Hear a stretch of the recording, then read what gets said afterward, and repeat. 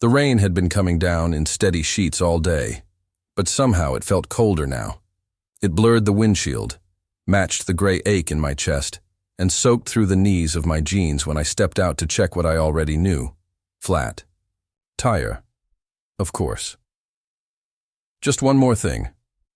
I stood there on the side of this quiet, forgotten road, blinking against the rain and headlights of my own car, asking myself why I even bothered leaving the house tonight. It had been a family thing. My cousin's engagement dinner, something I didn't want to go to in the first place. Everyone pretending to be happy for each other, talking about when it's your turn, as if love was a convenience store and I'd just missed the right exit. Truth was, I wasn't in the mood to be around people. Not after the way things ended with Marcus. 6 months ago, he walked out of our apartment and out of my life without so much as a proper explanation. Just said he needed something more, like I was a layover instead of a destination. I'd told myself I was fine, that I was better off, stronger. But standing out here in the middle of nowhere with cold rain soaking through my jacket, I didn't feel strong. I felt like a fool. I opened the trunk, grabbed the spare, and stared at the lug wrench like it might magically fix everything for me. The thing is, I can change a tire. My dad taught me when I was 16. But tonight, I didn't want to. I didn't want to get on my knees in the rain and fight with bolts that never came off easy. I didn't want to be the guy who always handled things himself because there was never anyone else to count on. Still, I stood there, weighing my options. I could call roadside assistance, wait an hour or more. Or I could try. Or maybe just sit back in the car, let the heater run, and pretend the world outside didn't exist. I was tired, not just from the drive, or the long evening, or the chill creeping under my skin, but from life, from being the guy who always held it together, even when everything was falling apart. My phone buzzed in my pocket, probably a message from my mom asking if I got home safe yet. I didn't check it. I leaned against the hood, rain dripping off my curls, and stared down the long, empty stretch of road. That's when I heard it. A soft engine behind me, tires slowing against the wet pavement.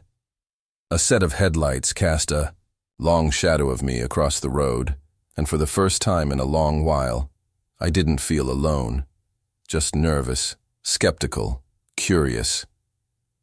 Who stops for a stranger on a rainy night like this? The car came to a slow, deliberate stop behind mine. Headlights, dimming but not shutting off. I straightened up, suddenly more alert than I'd been all evening. My mind ran through every possible worst-case scenario like a movie montage. Robbery, psycho, fake Good Samaritan with a knife in his pocket. It's not like the world hadn't taught me to be cautious. Then the door opened, and a man stepped. Out tall, maybe 6'1", with broad shoulders under a worn flannel shirt that somehow looked both rugged and inviting. He had the kind of face that made you second-guess your nerves. A well-trimmed beard, sharp jawline, and warm brown eyes that didn't feel threatening, just curious. And when he smiled at me across the drizzle, it wasn't smug or overly friendly. It was gentle. "You okay out here?" he called, lifting a hand in greeting as he approached slowly, like he didn't want to spook me. I shifted my weight, keeping one hand on the wrench. Flat tire. I was just about to deal with it. He nodded, hands slipping into the front pockets of his jeans. "Mind if I give you a hand? Not trying to intrude, just figured 2 sets of hands might get you out of this rain faster." I hesitated. Everything in me wanted to say no, like a knee-jerk reaction. But I looked at the puddle gathering around my feet, the dark sky overhead, the feeling that if I kept trying to do everything alone, I was going to break. Finally, I exhaled. "Sure. If you're offering." "Name's Jordan," he said as he came closer. "You got the tools already out?" "In the trunk," I replied, stepping aside so he could see. Jordan didn't waste time. He crouched down and examined the flat like he was inspecting a patient. "You hit something?" Probably a pothole back on Route 15. Didn't even hear. "The pop," I said, feeling oddly defensive, like I needed to prove I wasn't totally helpless. He glanced up at me, smiling again. "Happens to the best of us." I handed him the wrench, but he didn't just take over. He looked at me and said, "Want to loosen the lug nuts while I get the jack in place?" I nodded, grateful in a weird way. He could have just done it all. Himself. Plenty of guys would have tried to show off, but he included me, made me part of it. As we worked, the rain started to lighten into a soft mist. Our conversation followed the same rhythm, casual, easy. "You from around here?" I asked, grunting as I loosened the last lug nut. "Moved back recently. Was in Atlanta for a while. Needed a reset. This place is quieter, slower. Figured I'd give it a shot." "A reset sounds nice," I murmured, almost to myself. Jordan looked up at me for a beat, something in his expression, softening. "Yeah, sometimes slowing down is the only way to catch your breath, you know?" We didn't say much for a few minutes after that, just worked. But I felt something shift. Like the silence between us wasn't awkward. It was calm. "Okay," he said eventually, wiping his hands on a rag from his back pocket. "Spares. On. You're good to go." I stepped back and looked at the car, then at him. "Thanks. Really. You didn't have to stop." He shrugged with a sheepish grin. "Didn't want you out here all night. And you looked like you could use a break." Wasn't sure if he meant from the tire or from whatever I was carrying inside. Either way, he wasn't wrong. "You sure you're good to drive on that spare?" Jordan asked as I closed the trunk. He was leaning casually against the side of his truck, arms folded, the rain finally easing into a soft drizzle. "It'll hold long enough to get home," I said. "I'm not far." He nodded, then hesitated. "Mind if I follow you? Just to make sure you get there without any other surprises." It was a simple offer, thoughtful, but it hit me harder than it should have, because no one had asked to look out for me in a while. Not without strings, not just because. "Yeah," I said after a pause. "I'd like that." He smiled, just a small curve of his lips, then walked back to his truck while I got into my car. The drive was quiet, save for the occasional splash of wet pavement beneath my tires.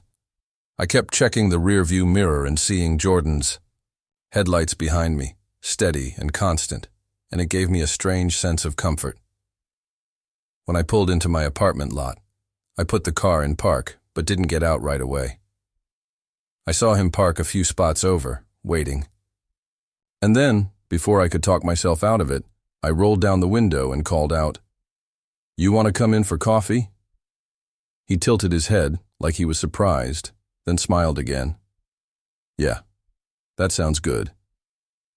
Inside, I made coffee while he stood in the kitchen doorway, hands in his pockets, looking around. My place was clean but lived in. Some books stacked on the table, a few framed photos I hadn't taken down even though they still included Marcus. I wondered if he noticed, but he didn't say anything. "You take it black?" I asked. "2 sugars, no cream.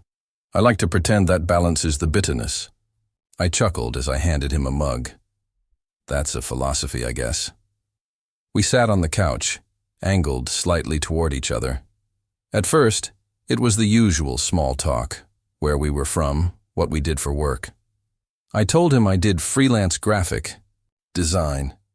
He told me he worked with his hands, woodwork, some home remodeling, a little of this and that. But somewhere along the way, the words got deeper.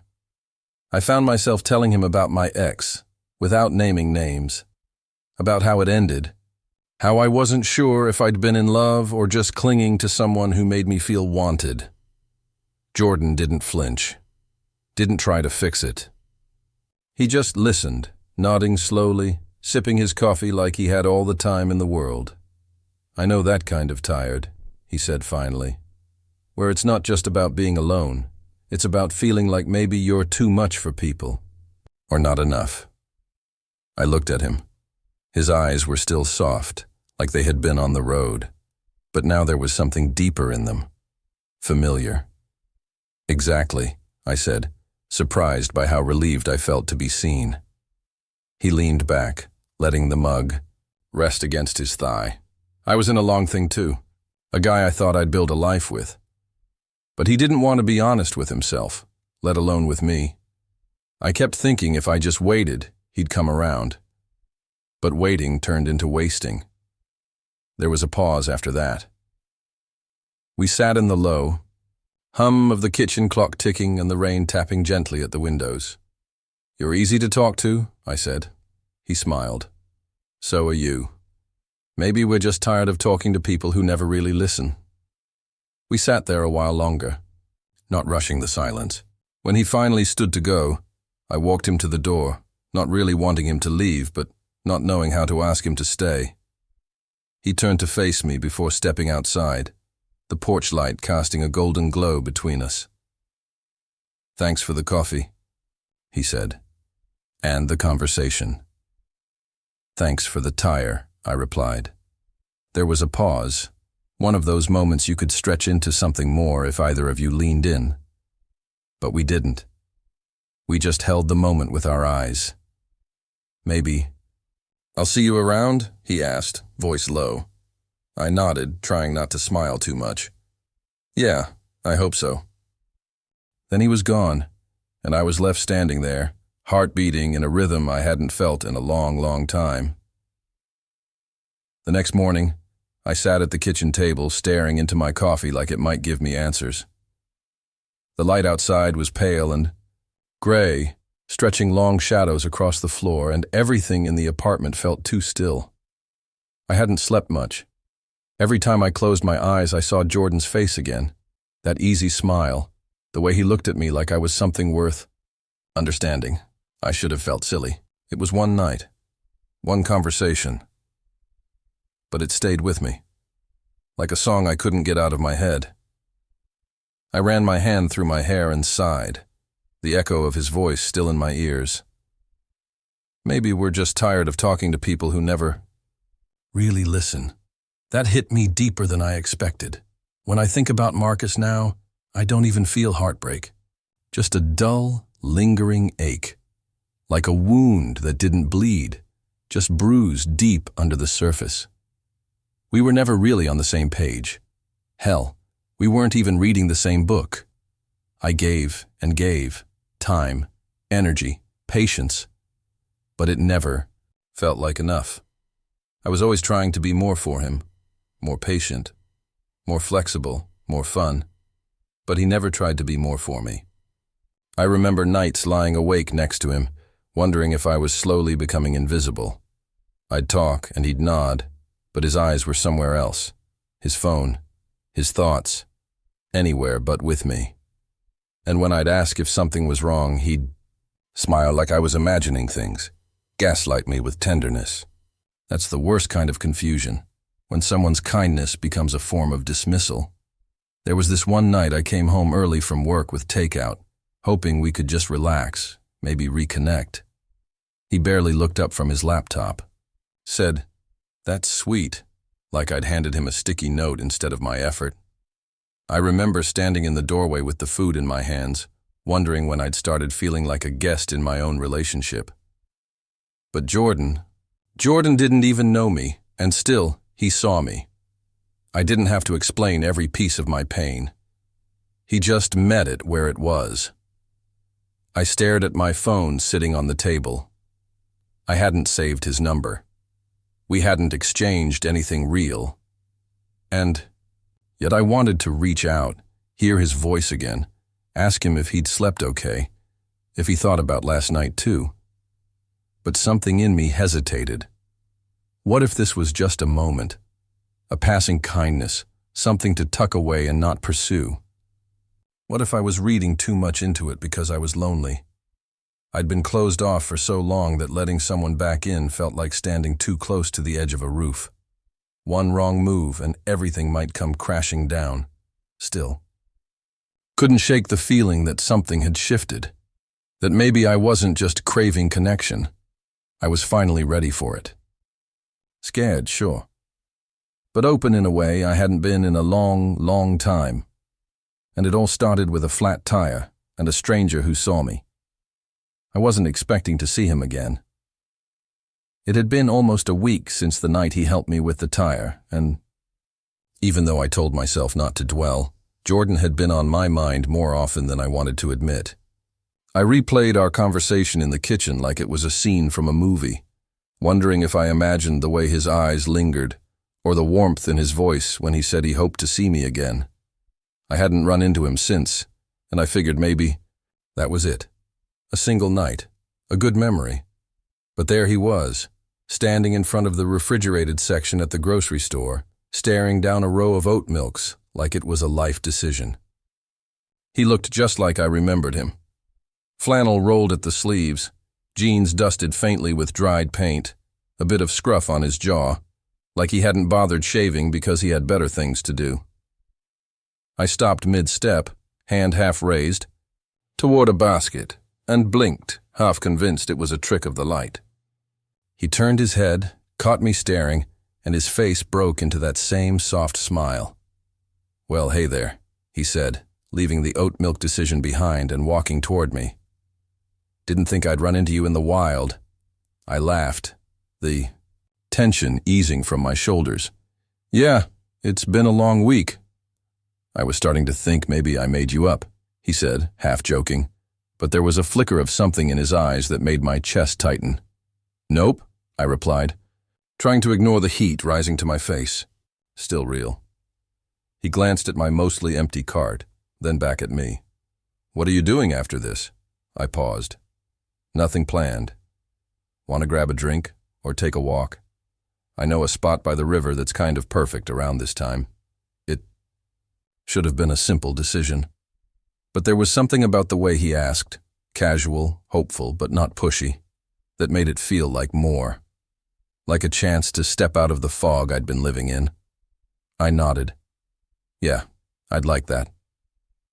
The river path was quiet, the late afternoon sun filtering through the trees in soft golds and oranges. We walked side by side, the conversation coming easily, like it always did with him. He told me more about his work, how he liked creating, things with his hands, how he'd built a dining table once just to see if he could. I told him about the time I designed a logo for a client who ghosted me halfway through the project and still used it anyway. There was laughter. A lot of it, actually. But there were quieter moments, too. "You seemed heavy that night," he said at one point, his tone gentle. "Not just from the flat tire, like you'd been carrying something for a long time." I looked at him, surprised by how direct he was, but there was no judgment in his voice, just observation, care. "Yeah," I admitted. "I guess I was. Still am, maybe." He nodded. "It's weird how sometimes you can tell when someone's been holding themselves together. For too long." We kept walking. I could feel the space between us tightening, not in a rushed way, but in a magnetic one, like two people slowly orbiting closer. At one point, our hands brushed. I didn't move mine away. Neither did he. After a moment, he gently let his fingers slide between mine, and I let him. It was quiet, tentative, but it felt like something big. Like trust, forming in real time. We reached a bench overlooking the water and sat for a while, just watching the river move. He glanced at me, voice low. "I've been thinking about you since that night." I looked at him, heart thudding. Me too. No kiss. Not yet. Just a shared breath, a held gaze, and the quiet certainty that, whatever this was, it wasn't over. We sat in my living room again, 2 mugs of tea cooling between us. The night was quiet, save for the hum of the heater kicking on and the occasional creak of the building settling. I'd invited Jordan over without overthinking it this time.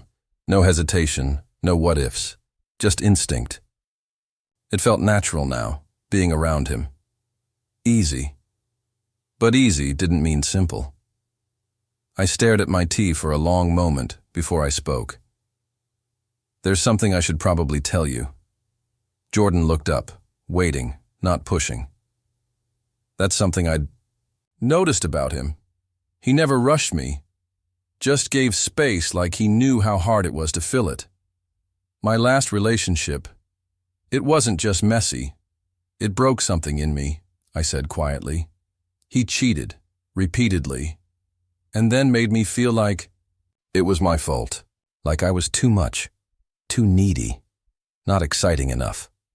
Jordan didn't say anything, just kept his eyes on me, steady, present. I stayed, I continued, way longer than I should have. I kept thinking if I could be more patient, more understanding, he'd stop. That maybe love was about enduring, about fixing things. A bitter smile tugged at the edge of my mouth. Turns out, I was the only one trying to fix anything. I looked over at him then, expecting pity or discomfort, but all I saw was something softer. Recognition. I'm sorry, he said. That's heavy and familiar. He leaned back slightly like he was unburdening something too. There was a guy I loved, years ago. We lived in different cities, tried to make it work. But he was scared of being out, of being seen. So everything we had stayed in the shadows. He looked away for a second, jaw tightening. I'd drive hours just to see him for a day. Never met his friends, never stayed the night. I told myself it was okay, that it meant something. But eventually, I realized I was just someone he kept in the dark so he didn't have to face the light. The silence between us felt different now, not heavy, but honest. I think I convinced myself I was always going to be second choice to someone, I admitted. And now when something feels good, when it feels like it could be real, I panic, like it's a trick. Jordan nodded, leaning forward slightly. I get that. But this isn't a trick. I'm not here to play games with you, Eli. My chest tightened hearing him say my name like that. Gentle, steady. I wanted to believe him. God, I did. But suddenly all the fear I thought I'd left behind came rushing in. The doubt. The fragile parts of me that still didn't know how to believe. I was worth being loved without conditions. I don't know if I'm ready, I said, barely above a whisper. I thought I was. But when I start to feel something real again, I freeze up. Jordan's gaze didn't waver. It's okay to be scared. You don't owe me anything. His words were kind, but I still felt the sting of my own cowardice. I'd let him in just far enough to feel something real, and now I was pulling away like I always did when it got too close. I don't want to hurt you, I said. He smiled sadly. And I don't want to be another name that reminds you why you stopped trusting people. We sat in the quiet for a moment longer. Two people who had seen the worst of love and still dared to speak its name. I'm not going anywhere, he added softly, but I'll let you take the lead, when you're ready. The jacket was hanging on the back of the chair in my kitchen. I didn't even notice it at first, not until I walked in half distracted, phone in hand, and caught the familiar scent of cedar and something faintly earthy that reminded me of Jordan. I paused, fingers grazing the sleeve, and a small slip of folded paper fluttered to the floor. I stared at it for a second, then slowly picked it up. His handwriting was unmistakable, messy but careful, like someone who took time to get things right. Hey, Eli, didn't mean to leave this behind. I'll grab it another time, if that's okay. No pressure. I just wanted to say thank you for trusting me, even a little. You don't have to have it all figured out. I'm not going anywhere. Jordan. Stood there in the quiet of my apartment reading it again and again. Something about the way he wrote it. No expectations, no asking for more than I could give. Broke something open in me. All week I'd been thinking about that night. About the way he listened, the way he didn't push. About how he saw all my broken edges and didn't flinch. He left the door open. Gently. and suddenly, I wanted to walk through it. The hesitation I'd been clinging to didn't feel like protection anymore. It felt like fear dressed up as caution, and I was done letting fear call the shots. I grabbed the jacket, heart thudding as I pulled it over my shoulders. Still warm from him, like he'd only just stepped out of it. I slipped on my shoes and headed for the door without a plan, just instinct. He had mentioned once that he liked to work in the mornings at a little coffee shop by the river. Something about the quiet and the view. I drove like I was chasing down something I should have never let walk away in the first place. When I got there, I spotted him through the window, sitting at a table near the back, notebook open, a mug, cradled in both hands. He looked peaceful, and for a moment I just stood there watching him, letting the weight of what I was about to do settle in. Then I walked in.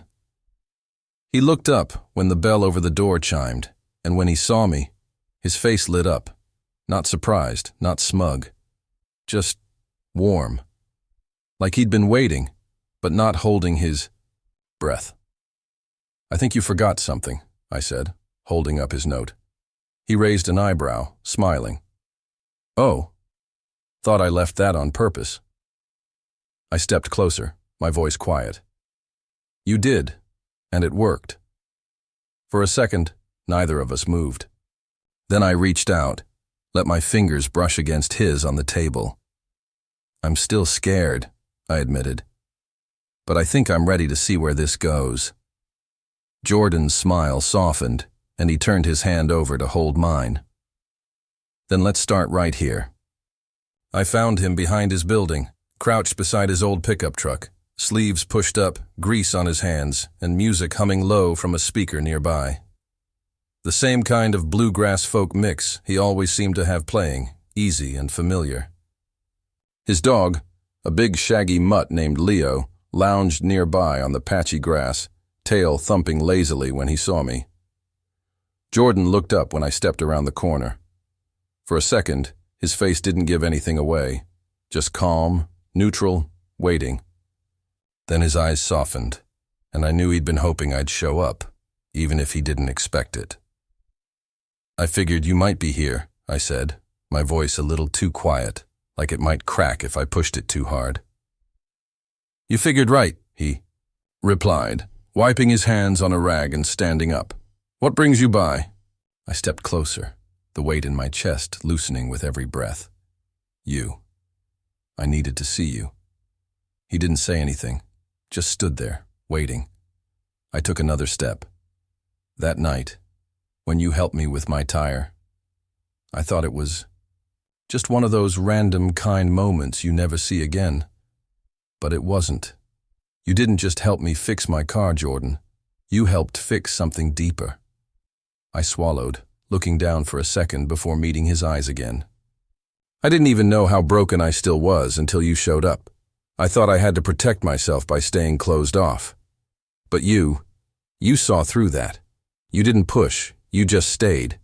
And I was terrified because it felt real, and I haven't let real in for a long time." Jordan reached out slowly, his fingers brushing mine. "You don't have to explain everything," he said gently. "But I'm glad you did."